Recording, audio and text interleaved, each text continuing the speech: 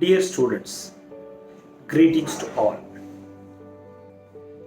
இன்னைக்கு நாம அக்கௌண்டன்சில ரெண்டு விஷயங்களை பார்க்க போறோம். நம்பர் 1, பேசிக் கான்செப்ட்ஸ். பேசிக் கான்செப்ட்ஸ் அப்படின்னா என்ன? சில விஷயங்கள் நம்ம இப்படிதான் அப்படின்னு சொல்லிட்டு ப்ரிசியூம் பண்ணிக்கிறதோ ஃபிக்ஸ் பண்ணிக்கிறதோ அதை பேஸ் பண்ணி தான் அக்கௌண்டன்சி நாம கற்றுக்க முடியும். அது என்னென்ன அப்படிங்கிறத பற்றி ஃபர்ஸ்ட் போர்ஷன் ஆகும். அடுத்தது அக்கௌண்டன்சியில் கோல்டன் ரூல்ஸ் அப்படின்னு சொல்கிறாங்க, அது என்ன அப்படிங்கிறத செகண்ட் போர்ஷன் ஆகும். ரெண்டு பார்ட்டாக இன்னைக்கு பார்க்க போகிறோம். அக்கௌண்டிங்கில் பேசிக் கான்செப்ட்ஸ் அப்படிங்கிறதுல பிஸ்னஸ் என்டைட்டி கான்செப்ட் அப்படின்னு ஒன்று இருக்கு. அப்படின்னா என்ன? பிஸ்னஸ் அப்படின்னா வியாபாரம், என்டைட்டி அப்படின்னா அந்த வியாபாரம் செய்யற நிறுவனம். வியாபாரம் இஸ் ஆக்டிவிட்டி, என்டைட்டிங்கிறது ஒரு நிறுவனம், கான்செப்ட்ங்கிறத நம்ம பார்க்குற ஒரு பொருள். பிஸ்னஸ் என்டைட்டி கான்செப்ட்ங்கிறது வியாபாரம் செய்யும் நிறுவனம், அதை பற்றியது. அதாவது என்னன்னா, அக்கௌண்ட் நாம ஒருத்தருக்கு எழுதுறோம், நம்ம அக்கௌண்ட்ஸ் எழுதுறோம். அதுல ஏ is investing 1 lakh rupees in his business அப்படின்னு எழுதும்போது ஏ ஒரு செப்பரேட் பர்சனும் ஏவோட பிஸ்னஸ் ஒரு செப்பரேட் பர்சனுமா நம்ம கன்சிடர் பண்றோம். அதுதான் business entity concept. It's very simple. I am repeating. ஏன்னு ஒருத்தர் இருக்கார், ஆர் கோபால் ராமகிருஷ்ணன் அப்படின்னு ஒருத்தர் இருக்கார். இந்த ராமகிருஷ்ணன் ஒரு பிஸ்னஸ் ஆரம்பிக்கிறார். அந்த பிஸ்னஸ்ல அவர் 1 lakh rupees இன்வெஸ்ட் பண்றாரு அப்படின்னு சொல்லிட்டு ஃபர்ஸ்ட் ஏதோ ஒரு இன்வெஸ்ட் பண்ணாதானே பிஸ்னஸ் ஆரம்பிக்க முடியும். அந்த மாதிரி பண்ணும்பொழுது அந்த ராமகிருஷ்ணன் இண்டிவிஜுவல் ஒருத்தர், ராமகிருஷ்ணன் ஆரம்பிக்கிற பிஸ்னஸ் தனி. So individually separate, business is separate. அதுதான் பிஸ்னஸ் என்டைட்டி கான்செப்ட். ரொம்ப காம்ப்ளிகேட் பண்ணிக்க வேண்டாம், ரொம்ப ஈஸியான கான்செப்ட். இப்போ A R Ramakrishnan invest 1 lakh rupees as his capital in his business அப்படின்னு ஃபர்ஸ்ட் லைன் இருக்கு. இதுக்கு பாஸ் என்ட்ரி அப்படின்னு வருதுன்னா நாம பிஸ்னஸ் என்ட்ரிக்கு என்ன பாஸ் பண்ணுவோம்? ராமகிருஷ்ணன் கேபிட்டல் அக்கௌண்ட்னு ஒன்று கிரியேட் பண்ணணும். புக்கில் கேஷா இன்வெஸ்ட் பண்றாரு. ஸோ பிஸ்னஸ் புக்கில் ராமகிருஷ்ணனோட பிஸ்னஸ்க்கு என்ன பேரு? ராமகிருஷ்ணன் அண்ட் கம்பெனி அப்படின்னு வைக்கிறார். அப்படின்னா ராமகிருஷ்ணன் அண்ட் கோ அப்படிங்கிற புக்கில் இந்த புக்ஸ் ஆஃப் ராமகிருஷ்ணன் அண்ட் கோ அப்படி ஓபன் பண்ணி என்ட்ரி என்ன பாஸ் பண்ணுவோம்? Cash account debit, Ramakrishnan capital account credit 1 lakh within bracket being capital introduced by Sri Ramakrishnan by way of cash to commence business bracket close. I repeat, Ramakrishnan ஒரு business ஆரம்பிக்கிறாரு. அந்த பிஸ்னஸோட பேரு Ramakrishnan and co. அந்த பிஸ்னஸ்ல அவர் 1 lakh rupees invest பண்றாரு. Initial entry என்ன போடுவோம்? Cash is coming in, cash account debit. யாரு கொடுக்குறாங்க? Ramakrishnan capital account. அதனால Ramakrishnan capital account credit 1 lakh போட்டாச்சு. நரேஷன் எழுதணும். Being capital invested by Mr. Ramakrishnan for initial capital introduction 1 lakh rupees bracket close. இதுதான் என்ட்ரி. இந்த என்ட்ரி போட்டா என்ன அர்த்தம்? Ramakrishnan separate, business entity separate. This is one concept. அடுத்த கான்செப்ட் மணி மெஷர்மெண்ட் கான்செப்ட். நாம எந்த டிரான்சாக்ஷனா இருந்தாலும் அந்த transaction in terms of money மெஷர்மெண்டா இருந்தால் தான் புக்ஸில் கொண்டு வர முடியும். அதுதான் மணி மெஷர்மெண்ட் கான்செப்ட். நீங்க ஒரு டிரான்சாக்ஷனை மணி மெஷர்மெண்ட் பண்ண முடியலன்னா புக்கில் என்ட்ரியா கொண்டு வர முடியாது. This is another concept. அடுத்த எக்ஸாம்பிள், அடுத்த கான்செப்ட் காஸ்ட் கான்செப்ட். நம்ம புக்கில் என்ட்ரி போடுறது எல்லாமே காஸ்ட்டை தான் நம்ம என்ட்ரியாக போடுவோம். For example, I am selling one laptop for 50,000 rupees to another person. I am selling a laptop for 50,000 rupees to another person.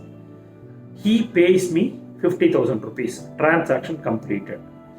நான் என் புக்கில் சேலா 50,000 தான் ரெக்கக்னைஸ் பண்ணுவேன். Market value of that laptop is 1 lakh rupees வச்சுக்கோ. 1 lakh rupees ஒர்த்தான லேப்டாப்பை நான் 50,000 விற்றனால் கூட நான் என் புக்கில் 50,000 தான் ரெக்கார்ட் பண்ணுவேன். ஏன்னா மணி காஸ்ட்டை தான் நான் ரெக்கார்ட் பண்ணுவேன், தவிர மார்க்கெட்லேயே ரெக்கார்ட் பண்ண மாட்டோம். So this is called cost concept. 1 லட்சத்துக்கு அது விற்கலாம், 10,000க்கு விற்கலாம். நான் எனக்கு மணி என்ன ரியலைஸ் ஆகுது அதை மட்டும் தான் ரெக்கார்ட் பண்ணணும். This is cost concept. அடுத்த கான்செப்ட் வந்து கோயிங் கன்சர்ன் கான்செப்ட். பிஸ்னஸ் எல்லாமே இன்னும் கண்டினியூஸாக ரன் ஆகும் அப்படிங்கிற லாஜிக்கில் தான் பிஸ்னஸில் அக்கௌண்ட்ஸ் எழுதுவோம். அடுத்த இப்போ க்ளோஸ் ஆகிடும், க்ளோஸ் பண்ண போகிறோம், அந்த லாஜிக்கில் போகாது. So that is called going concern. This கன்சர்ன்னா என்னது? இந்த கம்பெனி, இந்த ப்ரொப்ரைட்டர்ஷிப், இந்த பிஸ்னஸ் வந்து it will be there for some more years, many more years. Intention is to run the business for some more time. அதுதான் கோயிங் கன்சர்ன் கான்செப்ட். இதுக்கு அடுத்த கான்செப்ட் வந்து ரியலைசேஷன் கான்செப்ட். இப்போ எனி டிரான்சாக்ஷன், இப்போ நம்ம பழைய எக்ஸாம்பிளில், பழைய டிரான்சாக்ஷனில் I am selling laptop for 50,000 rupees to another person. பணம் இப்போ அவர் கொடுக்கல, பணம் அப்புறம் கொடுக்க போகிறார். அப்படின்னால் கூட I will write that into my books. I will realise one day. நாளைக்கோ அடுத்த மாதமோ 2 மாதம் கழிச்சியோ நான் அதை ரியலைஸ் பண்ணுவேன். அதனால் that is called realisation concept. Transaction நடந்த உடனே நம்ம புக்கில் ரெக்கார்ட் பண்ணிடணும். This is realisation concept. அடுத்தது அக்ரூவல் கான்செப்ட். அக்ரூவல் கான்செப்ட்னா என்ன அப்படின்னா, ஒரு எவெண்ட் நடந்த உடனேயே நம்ம புக்கில் ரெக்கக்னைஸ் பண்ணுவோம். சேல் பண்ண உடனே ரெக்கக்னைஸ் பண்ணிடுறது. Realisation later date. சேல் நடந்தோன்னு பண்ணுறது தான் அக்ரூவல் கான்செப்ட். கேஷ் பேசிஸ் வேற, அக்ரூவல் பேசிஸ் வேற. கேஷ் பேசிஸ்னா கேஷ் ரியலைஸ் ஆனாதான் புக்கில் எழுதுறது கேஷ் பேசிஸ். இது வந்து அக்ரூவல் பேசிஸ்னா நீங்கள் டிரான்சாக்ஷன் நடந்த உடனே நம்ம புக்கில் கொண்டு வந்துடுவோம். டிரான்சாக்ஷன் எப்போ முடியுதோ அப்போ வந்து அந்த கேஷை ரியலைஸ் பண்ணுவோம். But sale will recorded, sale entry நம்ம டிரான்சாக்ஷன் நடந்த உடனே புக்கில் கொண்டு வந்துடுவோம். This is accrual concept. இதை தவிர இது தவிர வேற ஒன்றும் பெரிய கான்செப்ட்ஸ் இருக்கு. இதுதான் பேசிக் கான்செப்ட்ஸ். இது வரைக்கும் நமக்கு தெரிஞ்சா போதும். அடுத்த பார்ட் வந்து accountancy rules. This is very important. இப்போ நாம ஆல்ரெடி படிச்சிருப்போம். தேர் ஆர் மெயின்லி 3 கோல்டன் ரூல்ஸ்ன்னு சொல்றாங்க. 3 கோல்டன் ரூல்ஸ் அது நமக்கு தெரியும். என்னென்ன? Number 1 personal accounting, number 2 real accounting, number 3 nominal accounting. Personal அக்கௌண்டிங்னா என்ன? ஒரு டிரான்சாக்ஷன்லையும் பர்சன்ஸ் இன்வால்வ் ஆகியிருந்தா பர்சனல் அக்கௌண்டிங் ரூலை அப்ளை பண்ண வேண்டும். ரியல் அக்கௌண்டிங் வந்து other than personal, but real means you can touch, see, feel everything. அது ரியல். ஃபார் எக்ஸாம்பிள் பென்சில், இதெல்லாம் வந்து ரியலாக இருக்கும். You can see, watch, television, இதெல்லாம் வந்து ரியல். அதுக்கடுத்தது nominal. It is neither personal நார் ரியல். இதெல்லாம் நாமினல். அதாவது salary payment, rent. You can feel, you can understand, you cannot see, you cannot touch. So இதுதான் 3 அக்கௌண்டிங் பிரின்சிபல். இதை வந்து நம்ம நல்லா புரிஞ்சுக்கணும். Very simple, very easy to remember. கண்ணை மூடிட்டு மனப்பாடம் பண்ண வேண்டிய அவசியம் இல்லை. அண்டர்ஸ்டாண்ட் பண்ணிக்கிட்டு you can keep that in mind. Personal அக்கௌண்டிங்க்கு என்ன ரூல்ஸு? ரெண்டுமே எல்லா டிரான்சாக்ஷனும் டூயல் ஆஸ்பெக்ட் இருக்கு. ஒரு கிரெடிட், ஒரு டெபிட். அந்த கிரெடிட்டும் டெபிட்டும் என்னென்ன, எதை டெபிட் பண்ணோம், எதை கிரெடிட் பண்ணோம், அதுதான் இந்த கோல்டன் ரூல்ஸ்ல நமக்கு முக்கியமான சொல்லிக் கொடுக்குறது. பர்சனல் அக்கௌண்ட்டுக்கு debit the receiver, credit the giver. Debit the receiver, credit the giver. Very simple. யாரை டெபிட் பண்ணோம், யாரை கிரெடிட் பண்ணோம் அப்படிதான் ஞாபகம் வச்சுக்க போறோம். டெபிட் த ரிசீவர், யாரு ரிசீவ் பண்ணாங்களோ அவங்கள டெபிட் பண்ணு. கிரெடிட் தி கிவர், கிரெடிட் யாருக்கு கொடுக்குறாங்களோ அவங்கள கிரெடிட் பண்ணு. நம்ம எக்ஸாம்பிள் பார்க்கும்போது வில் அண்டர்ஸ்டாண்ட். செகண்ட் வந்து ரியல் அக்கௌண்டிங். ரியல் அக்கௌண்டிங்கிறது debit what comes in, credit what goes out. அங்க வந்து கிவர் ரிசீவர், ஏன்னா பர்சனல் அக்கௌண்டிங். இங்க வந்து what comes in what goes out, you can see. அதனால எது உள்ள வருது, எது உள்ள வெளியே போகுது அப்படின்னு தெரிஞ்சு நம்ம என்ட்ரி பாஸ் பண்ணணும். அது வந்து ஆளு அதை பொறுத்தது, இது வந்து பொருள் அதை பொறுத்தது. Giver receiver, debit what comes in, credit what goes out in real accounting. Nominal அக்கௌண்டிங்ல வந்து you cannot see, you cannot touch, it's intangible. So, debit all expenses and losses. Credit what incomes and gains. உங்களுக்கு என்ன வருது, income வருது, gain வருதுன்னா credit பண்ணு. Expenditure ஆகுது, loss ஆகுதுன்னா டெபிட் பண்ணு. ஒவ்வொரு எக்ஸாம்பிள் பார்த்தா உங்களுக்கு புரிஞ்சிடும். Now, Ramakrishnan brought 1 lakh rupees as his initial capital. இப்போ இந்த 1 lakh rupees உள்ள வந்திருக்கு. எது உள்ள வந்தது? கேஷ் உள்ள வந்தது. Cash you can see, you can touch, so it is real. Real அக்கௌண்ட்டோட என்ட்ரி என்ன? Debit what comes in, credit what goes out. இப்போ கேஷ் உள்ள வந்திருக்கு. நம்ம என்ன பார்த்தோம்? பிஸ்னஸ் என்டிட்டி கான்செப்ட் படி business separate, individual separate. So பிஸ்னஸ்ல கேஷ் உள்ள வந்திருக்கு. Debit what comes in, debit cash, so cash account debit. இப்போ ராமகிருஷ்ணன் கொடுத்துருக்காரு, டிரான்சாக்ஷன்ல ராமகிருஷ்ணன் கேஷ் கொடுத்தாரு. ஸோ பர்சனல் அக்கௌண்டிங் அப்ளை பண்ணும். பர்சனல் அக்கௌண்ட்ல credit the giver, credit Ramakrishnan 1 lakh rupees. Simple. ஒரு என்ட்ரியில ரெண்டுமே ரியலும், ரெண்டுமே நாமினல், ரெண்டுமே வந்து பர்சனல் இருக்கணும் அவசியம் இல்லை. Any combination it can be.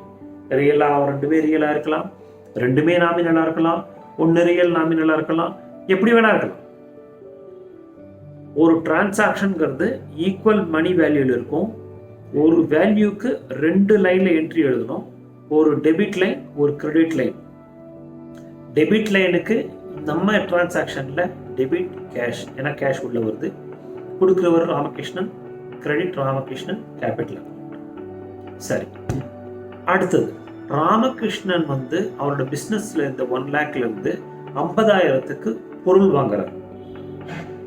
50,000 கொடுத்து பொருள் வாங்குறாரு. அப்போ என்ன என்ட்ரி போடுவோம்? இது பர்ச்சேஸ் நமக்கு தெரியுது, கேஷ் பர்ச்சேஸ் தெரிஞ்சிருச்சு. Purchase account debit. பர்ச்சேஸ்ங்கிறது குட்ஸ், குட்ஸ்ங்கிறது you can see, you can touch. So it is real. ரியலுக்கு என்ன entry? Debit what comes in, goods coming in. So debit குட்ஸ்னு போட்டாலும் சரி, டெபிட் பர்ச்சேஸ்ன்னு போட்டாலும் சரி, டெபிட் பர்ச்சேஸ் ஆஃப் குட்ஸ்னு போட்டாலும் சரி, எல்லாமே ஒன்று தான். Debit purchase of goods account 50,000 rupees. இப்போ what is going out? Cash is going out.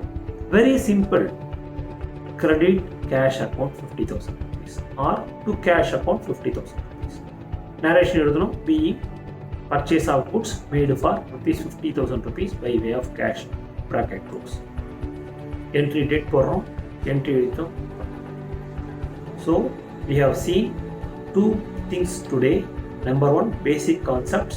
Business entity concept, going concern concept, accrual concept, realisation concept, அப்புறம் வேற என்ன பார்த்தோம், cost concept, money measurement concept. இது ஒரு part. Second part accounting entry. Accounting என்ட்ரியில் 3. Number 1 personal accounting, real accounting and nominal accounting. Personal அக்கௌண்டிங்கில் யார் ஆளை பொறுத்து நம்ம போட போகிறோம் entries. Debit the giver, debit the receiver, credit the giver. Debit the receiver, credit the giver. Real அக்கௌண்ட்டில் debit what comes in, credit what goes out. அடுத்தது nominal, debit all expenses and losses, credit all incomes and gains. Very simple. Practice பண்ணுங்க. ஒரு transaction எடுத்துக்கோங்க. அந்த டிரான்சாக்ஷனுக்கு first understand பண்ணிக்கோங்க. ஒரு entry எழுதி பாருங்க, சரியாக ஃபிக்ஸ் ஆகுதுன்னு பாருங்க. இந்த 3ல் எந்த ரூல் வருதுன்னு சொல்லிட்டு ஒரு 2-3 டிரான்சாக்ஷன் போட்டிங்கன்னா you will understand that. Very simple. இதை நாம் நல்லா கரெக்டாக ஸ்ட்ராங்காக இருந்துட்டோம்னா அக்கௌண்ட்ஸ் கற்றுக்கிறதுல ஒரு கஷ்டமும் கிடையாது. All the best. Will meet in the subsequent few videos. Thank you.